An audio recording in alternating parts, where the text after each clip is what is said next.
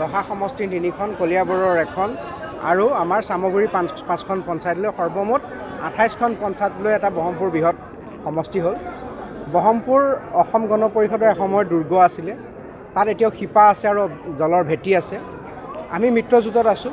মিত্ৰজোঁটে আমাক যাকেই দিয়ে আমি আমাৰ সংগঠনো শক্তিশালী কৰা হৈছে, বিজেপিৰ সংগঠনো শক্তিশালী কৰা হৈছে। মাননীয় মুখ্যমন্ত্ৰীৰ নেতৃত্বত আমি আগবাঢ়ি যাম।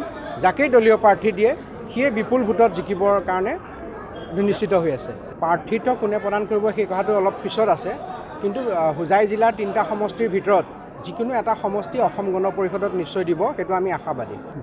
আজি আমি আহিছোঁ আচলতে মাননীয় মুখ্যমন্ত্ৰীয়ে যি উন্নয়নৰ গংগা বোৱাইছে সেই উন্নয়নৰ গংগাৰ বাৰ্তা লৈ বিনাকান্দিলৈ আহিছোঁ।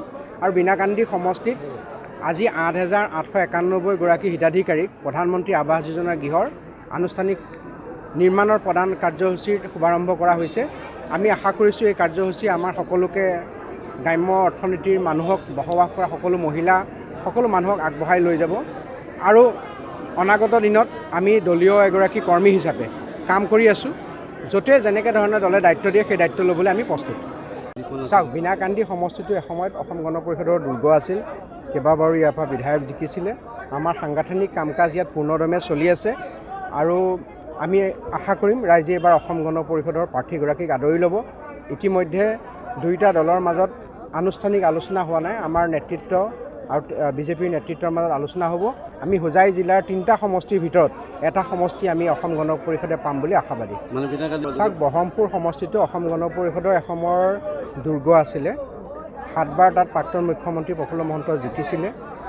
এতিয়াও তাত দলটোৰ শিপা আছে, ভেটি আছে।